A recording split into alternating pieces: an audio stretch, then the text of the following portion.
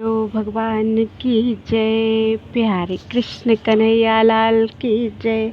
श्री अग्नि पुराण अध्याय 78।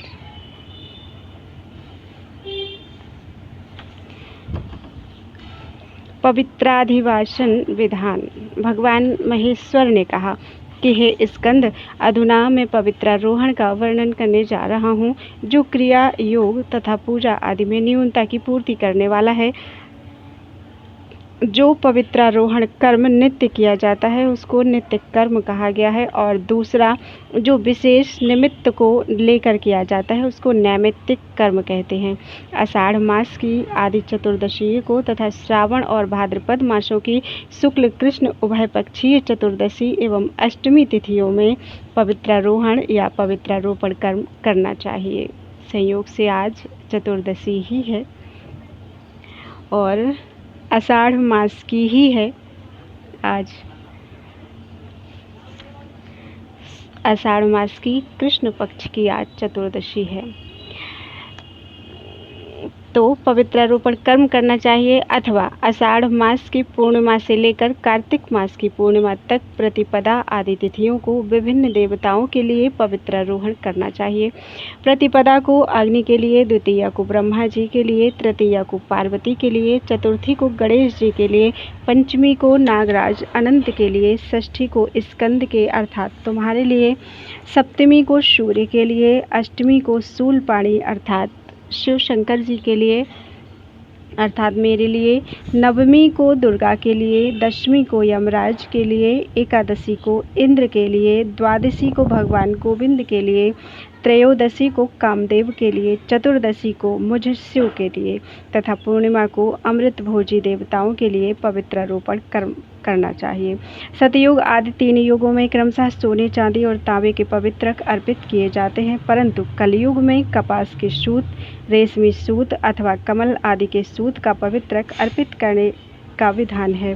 प्रणव, चंद्रमा, अग्नि, ब्रह्मा, नागगण, स्कंद, श्रीहरि, सर्वेश्वर तथा संपूर्ण देवता क्रमशः पवित्रक के 9 तंतुओं के देवता हैं। श्रेष्ठतम श्रेणी का पवित्रक 108 सूत्रों से बनता है, मध्यम श्रेणी का 54 तथा निम्न श्रेणी का 27 सूत्रों से निर्मित होता है, अथवा 81, 50 या 38 सूत्रों से उसका निर्माण करना चाहिए। जो पवित्रक जितने नवसूत्री से बनाया जाए उसमें मध्य में उतनी ही गांठें लगनी चाहिए। पवित्रकों का व्यास, मान या विस्तार 12 अंगुल, 8 अंगुल अथवा 4 अंगुल का होना चाहिए।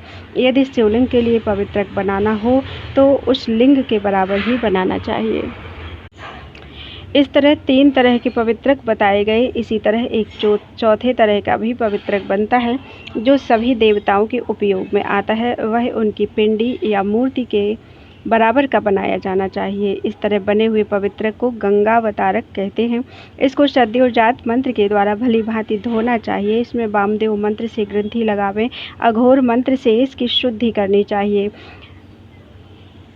तथा तत्पुरुष मंत्र से रक्त, चंदन एवं रोली द्वारा इसको रंगें, अथवा कस्तूरी, गोरोचना, कपूर, हल्दी और गेरू आदि से मिश्रित रंग के द्वारा पवित्रक मात्र को रंगना चाहिए।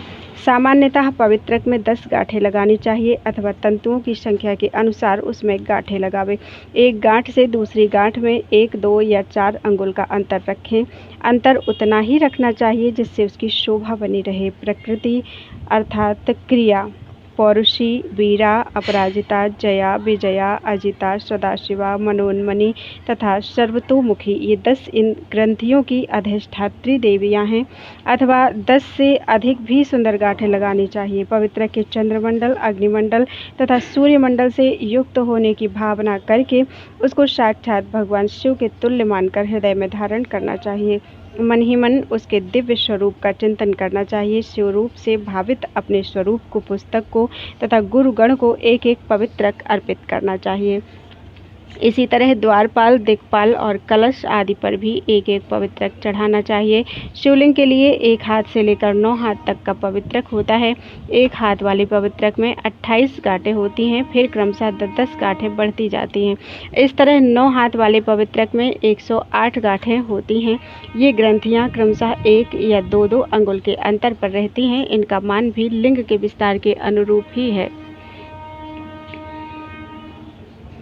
जिस दिन पवित्रारोपण करना हो उससे एक दिन पूर्व अर्थात सप्तमी या त्रयोदशी तिथि को उपासक नित्य कर्म करके पवित्र होकर सायंकाल में पुष्प और वस्त्र आदि से याग मंदिर को सजावे। नैमित्य की संध्योपासना करके विशेष रूप से तर्पण कर्म का निष्पादन करने के पश्चात पूजा के लिए निश्चित किए हुए पवित्र भूभाग में सूर्यदेव का पूजन करना चाहिए। आचार्य को आचमन एवं सकलीकरण की क्रिया करके प्रणव के उच्चारण पूर्वक अर्घ्य पात्र हाथ में लिए अष्ट मंत्र बोलकर पूर्वादि दिशाओं के क्रम से संपूर्ण द्वारों का प्रोक्षण करें और उनका पूजन भी करना चाहिए। हम शांति कला द्वाराय नमः, हम विद्या कला द्वाराय नमः, हम निवृत्ति कला द्वाराय नमः, हम प्रतिष्ठा कला द्वाराय नमः। इन मंत्रों से पूर्वादि चारों द्वारों का पूजन करना चाहिए। प्रत्येक द्वार की दक्षिण और वाम शाखाओं पर दो दो द्वारपालों का पूजन करना चाहिए।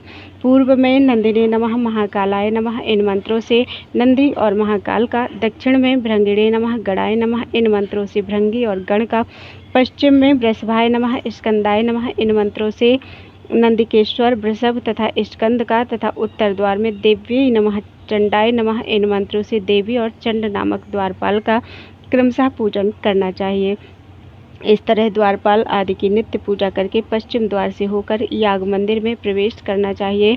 फिर वास्तु देवता का पूजन करके भूत शुद्धि करनी चाहिए। तत्पश्चात विशेष अर्घ्य हाथ में लेकर अपने में शिव स्वरूप की भावना करते हुए पूजा सामग्री का प्रोक्षण आदि करके यज्ञ भूमि का संस्कार करना चाहिए। फिर कुश, दूर्वा और फूल आदि हाथ में लेकर नमः आदि के उच्चारण पूर्वक उसको अभिमंत्रित करना चाहिए। इस तरह शिवहस्त का विधान करके उसको अपने सिर पर रखें और यह भावना करनी चाहिए कि मैं सभी के आदि कारण सर्वज्ञ शिव हूँ तथा यज्ञ में मेरी ही प्रधानता है। इस तरह आचार्य को भगवान शिव का अत्यंत ध्यान करना चाहिए और ज्ञान रूपी खड्ग हाथ में लिए नैऋत्य दिशा में जाकर उत्तराभिमुख होकर अर्घ्य का जल छोड़ें तथा यज्ञ मंडप में चारों ओर पंचगव्य छिड़कें।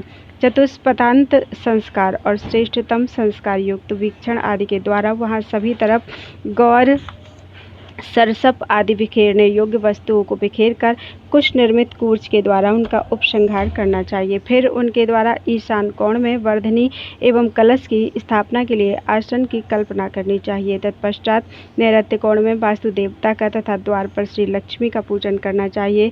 फिर पश्चिमाभिमुख कलश को सप्तधान्य के ऊपर स्थापित करके प्रणव के उच्चारण पूर्वक यह भावना करनी चाहिए कि यह शिव स्वरूप कलश नंदिकेश्वर वृषभ के ऊपर आरूढ़ है, साथ ही वर्धनी सिंह के ऊपर स्थित है, ऐसी भावना करनी चाहिए।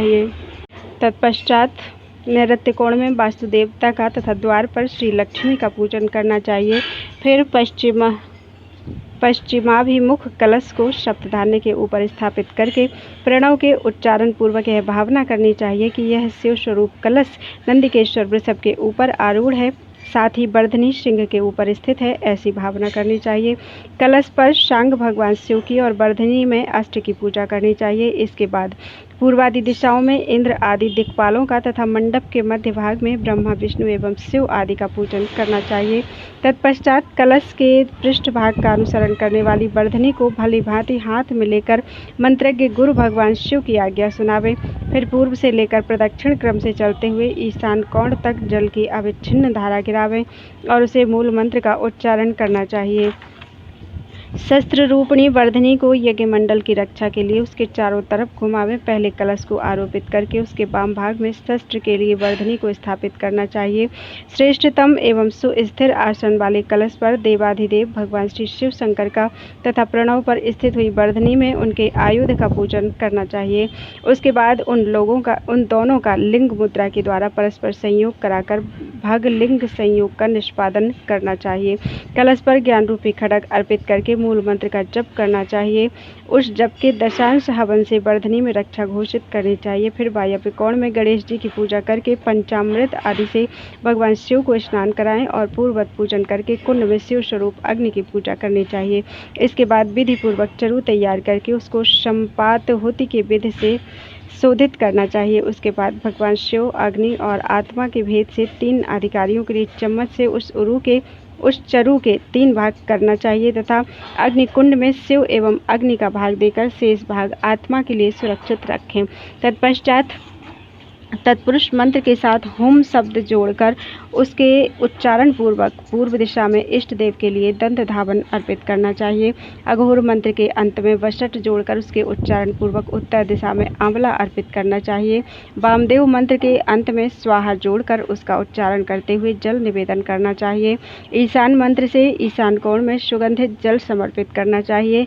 पंचगव्य और पलाश आदि के दौने सभी दिशाओं में रखें। ईशान कोण में पुष्प, अग्नि कोण में गोरोचन, नैऋत्य कोण में अगरु तथा वायव्य कोण में चतुःशम समर्पित करना चाहिए। तुरंत के उत्पन्न हुए कुशों के साथ समस्त हवन द्रव्य भी अर्पित करना चाहिए। दंड, अक्षसूत्र, कौपीन तथा भिक्षा पात्र भी देव विग्रह को अर्पित करना चाहिए। काजल, कुमकुम, सुगंधित तेल, केशों को शुद्ध करने वाली कंघी, पान, दर्पण तथा गोरोचन भी उत्तर दिशा में अर्पित करना चाहिए। तत्पश्चात आसन, खड़ाऊं, पात्र, योगपट्ट और छत्र ये वस्तुएं देवाधिदेव भगवान श्री शिव शंकर की प्रसन्नता के लिए ईशान कोण में ईशान मंत्र से ही निवेदन करना चाहिए। पूर्व दिशा में घी सहित चरु तथा गंध आदि भगवान तत्पुरुष को अर्पित करना चाहिए। उसके बाद अर्घ्य जल से प्रक्षालित तथा संहिता मंत्र से शोधित पवित्रकों को लेकर अग्नि के सन्निकट पहुँचावें। कृष्ण मृग चर्म आदि से उनको ढक कर रखें। उनके अंदर समस्त कर्मों के साक्षी और संरक्षक संवत्सर स्वरूप अविनाशी भगवान शिव का चिंतन करना चाहिए। फिर स्वा और हा का प्रयोग करते हुए मंत्र संहिता के पाठ पूर्वक 21 बार उन पवित्रकों का शोधन करना चाहिए। तत्पश्चात ग्रह आदि को सूत्रों से वेष्टित करना चाहिए। सूर्यदेव को गंध पुष्प आदि चढ़ावें। फिर पूजित हुए सूर्यदेव को आचमन पूर्वक अर्घ्य देना चाहिए। न्यास करके नंदी आदि द्वारपालों को और वास्तु देवता को भी गंधादि समर्पित करना चाहिए। उसके बाद यज्ञ मंडप के अंदर प्रवेश करके शिव कलश पर उसके चारों तरफ इंद्र आदि लोकपालों और उनके शस्त्रों की अपने अपने नाम मंत्रों से पूजा करनी चाहिए। इसके बाद वर्धनीय में विघ्नराज, गुरु और आत्मा का पूजन करना चाहिए। इन सभी का पूजन करने के अनंतर सर्वौषधि से लिप्त धूप से धूपित तथा पुष्प दूर्वा आदि से पूजित पवित्रक को दोनों अंजलियों के बीच में रख लें और भगवान शिव को संबोधित करते हुए कहें, सबके कारण तथा जड़ और चेतन के स्वामी परमेश्वर, पूजन की समस्त विधियों में होने वाली त्रुटि की पूर्ति के लिए मैं आपको अभिमंत्रित करने जा रहा हूँ। आपसे अभीष्ट मनेप्सित की प्राप्ति कराने वाली सिद्धि चाहता हूँ। आप अपनी आराधना करने वाले इस उपासक के लिए उस सिद्धि का अनुमोदन कीजिए। शंभो, आपको सदा और सभी तरह से मेरा नमस्कार है। आप मुझ पर प्रसन्न होइए। हे देवेश्वर, आप देवी पार्वती तथा गणेश्वरों के साथ आमंत्रित हैं। मंत्रेश्वरों, लोकपालों तथा शिवकों सहित आप पधारें। हे परमेश्वर, मैं आपको सादर आमंत्रित करने जा रहा हूँ। आपकी आज्ञा से कल प्रातः काल पवित्रारोपण तथा तत्संबंधी नियम का पालन करने जा रहा हूँ। इस तरह महादेव जी को आमंत्रित करके रेचक प्राणायाम के द्वारा अमृतीकरण की क्रिया संपादित करते हुए शिवांत मूल मंत्र का उच्चारण एवं जप करके उसको भगवान शिव को अर्पित करना चाहिए। जप, स्तुति एवं नमस्कार करके देवाधिदेव भगवान श्री शिव शंकर से अपनी त्रुटियों के लिए क्षमा याचना करनी चाहिए। तत्पश्चात चरु के तृतीय अंश का हवन करना चाहिए। उसको शिव स्वरूप अग्नि को, दिग्वासियों को, दिशाओं के अधिपतियों को, भूतगणों को, मातृगणों को, एकादश रुद्रों को तथा क्षेत्रपाल आदि को उनके नाम मंत्र के साथ नमः स्वाहा बोलकर आहुति के रूप में अर्पित करना चाहिए। इसके बाद इन सभी का चतुर्थ्यंत नाम बोलकर अयम बलि करते हुए बलि समर्पित करना चाहिए। पूर्वादि दिशाओं में दिग्गजों आदि के साथ दिक्पालों को, क्षेत्रपाल को तथा अग्नि को भी बलि समर्पित करनी चाहिए। बलि के पश्चात आचमन करके विधि छद्र पूर्वक हवन करना चाहिए। फिर पूर्णाहुति और व्याहृति हवन करके श्री अग्निदेव को अवरुद्ध करना चाहिए। तत्पश्चात ओम अग्नये स्वाहा, ओम सोमाय स्वाहा, ओम अग्नि सोमाभ्याम स्वाहा, ओम अग्नये स्विष्टकृते स्वाहा, इन 4 मंत्रों से 4 आहुतियां देकर भावी कार्य की योजना करनी चाहिए। अग्निकुंड में पूजित हुए आराध्य देव भगवान शिव को पूजा मंडल में पूजित कलशस्थ शिव में नाड़ी संधान रूप विधि से संयोजित करना चाहिए। फिर बांस आदि के पात्र में फट और नमः के उच्चारण पूर्वक अष्टन्यास और हृदयान्यास करना चाहिए। उसमें सब पवित्रकों को रख देना चाहिए। इसके बाद शांति कलात्मने नमः, विद्या कलात्मने नमः, निवृत्ति कलात्मने नमः, प्रतिष्ठा कलात्मने नमः, शांत्यतीत कलात्मने नमः, इन कला मंत्रों द्वारा उनको अभिमंत्रित करना चाहिए। फिर प्रणव मंत्र अथवा मूल मंत्र से षडंगन्यास करके नमः, हुम एवं फट का उच्चारण करके उनमें क्रमशः हृदय कवच एवं अष्ट की योजना करनी चाहिए। इन सभी को उन पवित्रकों के लिए सूत्रों से आविष्टित करना चाहिए। फिर नमः, स्वाहा, वसट, हुम, वौसट तथा फट इन अंग संबंधी मंत्रों द्वारा उन सभी का पूजन करके उनकी रक्षा के लिए भक्तिभाव से नम्र होकर उनको जगदीश्वर शिव को समर्पित करना चाहिए। इसके बाद पुष्प, धूप आदि से पूजित सिद्धांत ग्रंथ पर पवित्रक अर्पित करके गुरु के चरणों के सन्निकट जाकर उनको भक्तिपूर्वक पवित्रक देना चाहिए। फिर वहां से बाहर आकर आचमन करना चाहिए और गोबर से लिपे पुते मंडल त्रय में क्रमशः पंचगव्य, चरु एवं दंत धावन का पूजन करना चाहिए। तत्पश्चात भली भांति आचमन करके मंत्र से आवृत एवं सुरक्षित साधक को रात्रि में संगीत की व्यवस्था करके जागरण करना चाहिए। अर्धरात्रि के बाद भोग सामग्री की इच्छा रखने वाला पुरुष मन ही मन देवाधिदेव भगवान श्री शिव शंकर का स्मरण करता हुआ कुश की चटाई पर सोए। मोक्ष की इच्छा रखने वाला पुरुष भी इसी तरह जागरण करके निराहार व्रत पूर्वक एकाग्र चित्त होकर केवल भस्म की शैया पर शयन करे। इस प्रकार महापुराणों में श्रेष्ठ श्री विष्णु वामपाद स्वरूप कृष्ण द्वैपायन भगवान व्यासकृत अग्नि महापुराण अंतर्गत आगत विषयों का विवेचन संबंधी 78वां अध्याय पूरा हुआ। बोलो वृंदावन बिहारी लाल की जय। अध्याय 79। पवित्र रोपण विधान। महादेव जी ने कहा कि हे स्कंद, उसके बाद प्रातःकाल उठकर स्नान करके एकाग्र चित्त होकर संध्या पूजन का नियम पूर्ण करके मंत्र साधक को यज्ञ मंडप में प्रवेश करना चाहिए और जिनका विसर्जन नहीं किया गया है ऐसे इष्ट देव भगवान शिव से उपरोक्त पवित्रकों को लेकर ईशान कोण में बने हुए मंडल के अंदर किसी शुद्ध पात्र में रखें।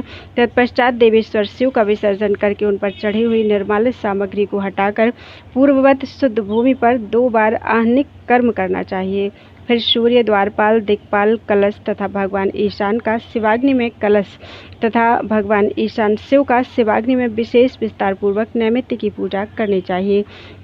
फिर मंत्र तर्पण और अष्ट मंत्र द्वारा 108 बार प्रायश्चित हवन करके धीरे से मंत्र बोलकर पूर्णाहुति कर देना चाहिए। इसके बाद सूर्यदेव को पवित्रक देकर आचमन करना चाहिए।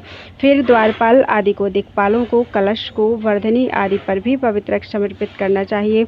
उसके बाद भगवान शिव के सन्निकट अपने आसन पर बैठकर आत्मा, गण, गुरु तथा अग्नि को पवित्रक अर्पित करना चाहिए। उस समय भगवान शिव से इस तरह याचना करनी चाहिए उस समय कि हे देव, आप काल स्वरूप हैं। आपने मेरे कार्य के विषय में जैसी आज्ञा दी थी उसका ठीक ठीक पालन ना करके मैंने जो विहित कर्म को क्लेश युक्त कर दिया है अथवा आवश्यक विधि को छोड़ दिया है या प्रकट का गुप्त कर दिया है, वह मेरा किया हुआ क्लिष्ट और संस्कार शून्य कर्म इस पवित्र रोपण की विधि से सर्वथा आक्लिष्ट अर्थात परिपूर्ण हो जाए। हे शंभो, आप अपनी ही इच्छा से मेरे इस पवित्र द्वारा संपूर्ण रूप से प्रसन्न होकर मेरे नियम को पूर्ण कीजिए। ओम पूरय मखव्रतम नियमेश्वराय स्वाहा, इस मंत्र का उच्चारण करना चाहिए। ओम पद्मयोनि पालितात्म तत्वेश्वराय प्रकृति लयाय ओम नमः शिवाय, इस मंत्र को उच्चारण करके पवित्रक द्वारा भगवान शिव की पूजा करनी चाहिए। विष्णु कारण पालित विद्या तत्वेश्वराय ओम नमः शिवाय, इस मंत्र का उच्चारण करके पवित्र चढ़ावे।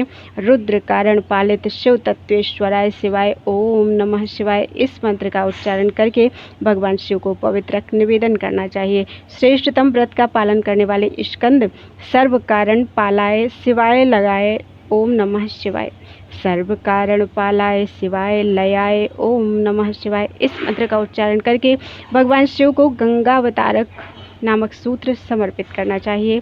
मुमुक्षु पुरुषों के लिए आत्म तत्व, विद्या तत्व और शिव तत्व के क्रम से मंत्रोच्चारण पूर्वक पवित्रक अर्पित करने का विधान है तथा भोगाविलासी पुरुष को क्रमशः शिव तत्व, विद्या तत्व और आत्म तत्व के अधिपति शिव को मंत्रोच्चारण पूर्वक पवित्रक अर्पित करना चाहिए। उसके लिए ऐसा ही विधान है। मुमुक्षु पुरुषों को स्वाहांत मंत्र का उच्चारण करना चाहिए और भोगाभिलाषी पुरुष नमोन्त मंत्र का। स्वाहांत मंत्र का स्वरूप इस तरह है। ओम हम आत्मतत्वाधिपतये शिवाय स्वाहा, ओम हम विद्या तत्वाधिपतये शिवाय स्वाहा, ओम हम शिव तत्वाधिपतये शिवाय स्वाहा, ओम हम सर्व तत्वाधिपतये शिवाय स्वाहा। स्वाहा की जगह नमः पद रख देने से ये ही मंत्र भोगाभिलाषियों के उपयोग में आने वाले हो जाते हैं, जैसे कि ओम हम आत्मतत्वाधिपतये शिवाय नमः। ओम हम विद्यातत्वाधिपतये शिवाय नमः। ओम हम शिवतत्वाधिपतये शिवाय नमः। ओम हम सर्वतत्वाधिपतये शिवाय नमः। इस प्रकार, परंतु इनका क्रम ऊपर बताए अनुसार ही होना चाहिए। गंगावतारक समर्पित करने के पश्चात हाथ जोड़कर भगवान शिव से इस तरह याचना करनी चाहिए। हे परमेश्वर, आप ही समस्त प्राणियों की गति हैं, आप ही चराचर जगत की स्थिति के हेतुभूत अर्थात लय के आश्रय हैं। आप संपूर्ण भूतों के अंदर विचरते हुए उनके साक्षी रूप से अवस्थित हैं। मन, वाणी और क्रिया द्वारा आपके सिवा दूसरी कोई मेरी गति नहीं है। हे महेश्वर, मैंने प्रतिदिन आपके पूजन में जो मंत्रहीन, क्रियाहीन, द्रव्यहीन तथा जप, हवन और अर्चन से हीन कर्म किया है, जो आवश्यक कर्म नहीं किया है तथा जो शुद्ध वाक्य से हीन कर्म किया है, वह सभी आप पूर्ण करें। हे परमेश्वर, आप परम पवित्र हैं। आपको अर्पित किया हुआ यह पवित्रक समस्त पापों का विनाश करने वाला है। आपने सभी जगह व्याप्त होकर इस समस्त चराचर जगत को पवित्र कर रखा है। हे देव, मैंने व्याकुलता के कारण अथवा अंग वैकल्य दोष के कारण जिस व्रत को खंडित कर दिया है, वह सभी आपकी आज्ञा रूप सूत्र में गूंथकर एक अखंड हो जाए। तत्पश्चात जप निवेदन करके उपासक को भक्तिपूर्वक भगवान की स्तुति करनी चाहिए और उनको नमस्कार करके गुरु की आज्ञा के अनुसार 4 मास, 3 मास, 3 दिन अथवा 1 दिन के लिए ही नियम ग्रहण करना चाहिए। भगवान शिव को नमस्कार करके उनसे त्रुटियों के लिए क्षमा मांगकर व्रती पुरुष कुंड के सन्निकट जाएं और अग्नि में विराजमान भगवान शिव के लिए भी 4 पवित्रक उससे अर्पित करके पुष्प, धूप और अक्षत आदि से उनकी पूजा करनी चाहिए।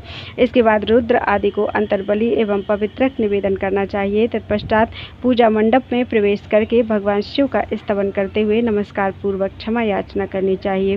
प्रायश्चित हवन करके खीर की आहुति देनी चाहिए। मंद स्वर में मंत्र बोलकर पूर्णाहुति करके अग्नि में विराजमान शिव का विसर्जन करना चाहिए।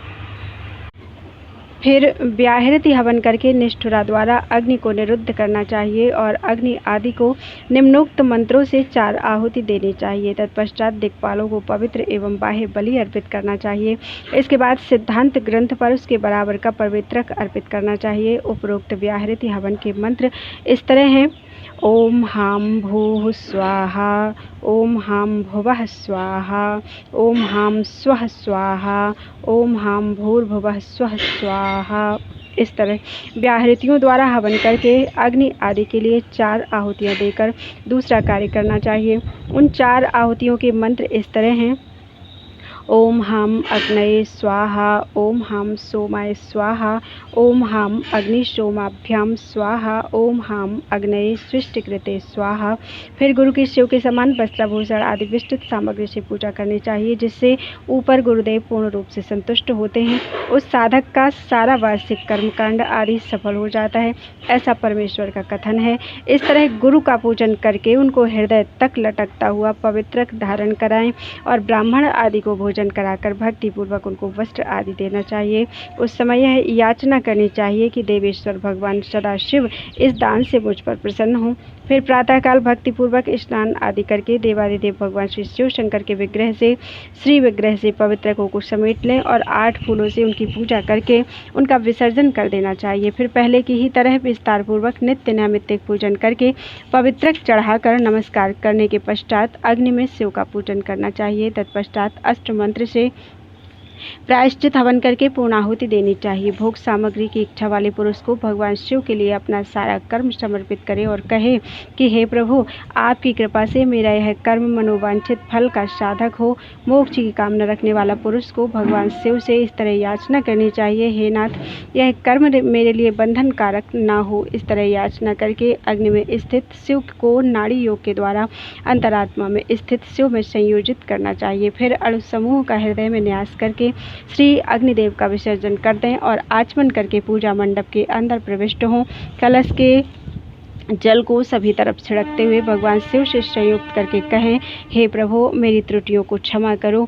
इसके बाद विसर्जन कर देना चाहिए। तत्पश्चात लोकपाल आदि का विसर्जन करके भगवान शिव की प्रतिमा से पवित्रक लेकर चंडेश्वर की प्रतिमा में उनकी भी पूजा करके उनको वह पवित्रक अर्पित करना चाहिए और शिव निर्माल्य आदि सारी सामग्री पवित्रक के साथ ही उनको समर्पित कर देना चाहिए अथवा वेदी पर विधि पूर्वक चंडेश्वरी की पूजा करनी चाहिए और उनसे याचना पूर्वक कहें, हे चंडनाथ, मैंने जो कुछ वार्षिक कर्म किया है वह यदि न्यूनता या अधिकता के दोष से युक्त है तो आपकी आज्ञा से वह दोष दूर होकर मेरा कर्म सांगोपांग पूर्ण हो जाए।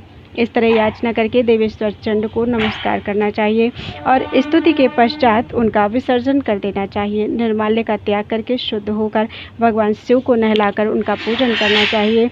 ग्रह से 5 योजन दूर रहने पर भी गुरु के सन्निकट पवित्रारोहण कर्म का निष्पादन करना चाहिए। इस प्रकार महापुराणों में श्रेष्ठ श्री विष्णु वामपाद स्वरूप कृष्ण द्वैपायन भगवान व्यास कृत अग्नि महापुराण अंतर्गत आगत विषयों का विवेचन संबंधी 79वां अध्याय पूरा हुआ।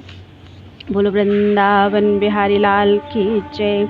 अध्याय 80 दमन कारोपण विधि। भगवान महेश्वर ने कहा कि हे स्कंद, अधुना मैं दमन कारोपण की विधि का वर्णन करने जा रहा हूँ। इसमें भी सभी कार्य पूर्ववत करना चाहिए। प्राचीन काल में देवादिदेव भगवान श्री शिव शंकर के कोप से भैरव की उत्पत्ति हुई। भैरव ने देवताओं का दमन प्रारंभ किया। यह देखकर त्रिपुरारी शिव ने रुष्ट होकर भैरव को श्राप दिया कि तुम वृक्ष हो जाओ। फिर भैरव के क्षमा मांगने पर प्रसन्न होकर भगवान शिव बोले, जो मनुष्य तुम्हारे पत्रों द्वारा पूजन करेंगे अथवा आपकी पूजा करेंगे उनका मनोवांछित फल पूरा होगा, उनकी इच्छा किसी तरह अपूर्ण नहीं रहेगी। सप्तमी या त्रयोदशी तिथि को मंत्रवेत्ता पुरुष संहिता मंत्रों से दमनक वृक्ष की पूजा करके उसको देवाधिदेव भगवान श्री शिव शंकर के वाक्य का स्मरण दिलाते हुए जगावे। हर प्रसाद संभूत त्वमंत्र सन्निधि भव शिव कार्यम समुद्दिश्य नेतव्योसि शिवाज्ञया। हे दमनक, आप देवादिदेव भगवान श्री शिव शंकर के कृपा प्रसाद से प्रकट हुए हैं। आप यहाँ सन्निहित हो जाओ। भगवान शिव की आज्ञा से उन्हीं के कार्य के उद्देश्य से मुझको आपको अपने साथ ले जाना है। ग्रह पर भी उस वृक्ष को आमंत्रित करना चाहिए और सायंकाल में अधिवासन कर्म संपन्न करना चाहिए। विधि पूर्वक सूर्य देवाधिदेव भगवान श्री शिव शंकर और श्री अग्निदेव की पूजा करके इष्ट देवता के पश्चिमी भाग में मिट्टी के साथ संयुक्त करके उस वृक्ष का जड़ को स्थापित करना चाहिए। वृक्ष की जड़ को स्थापित करना चाहिए। वामदेव मंत्र अथवा शिरो मंत्र से उस वृक्ष की नाल तथा आंवले का फल उत्तर दिशा में रखें। उसके टूटे हुए पत्र को दक्षिण में तथा पुष्प और धावन को पूर्व में स्थापित करना चाहिए। ईशान कोण में एक दोने में उसके फल और मूल को रखकर भगवान शिव का पूजन कर उस वृक्ष की जड़, नाल, पत्र, फूल और फल इन 5 अंगों को अंजलि में लेकर आमंत्रित करते हुए सिर पर रखें और इस तरह कहें कि हे देवेश्वर, मैं आज आपको आमंत्रित करता हूँ।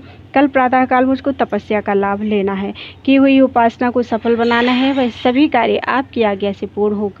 तत्पश्चात पात्र में रखे हुए शेष पवित्रक को मूल मंत्र से ढककर प्रातःकाल स्नान करने के पश्चात जगदीश्वर शिव का गंध पुष्प आदि से पूजन करना चाहिए। नित्य नैमित्तिक कर्म करके दमनक से पूजन करना चाहिए।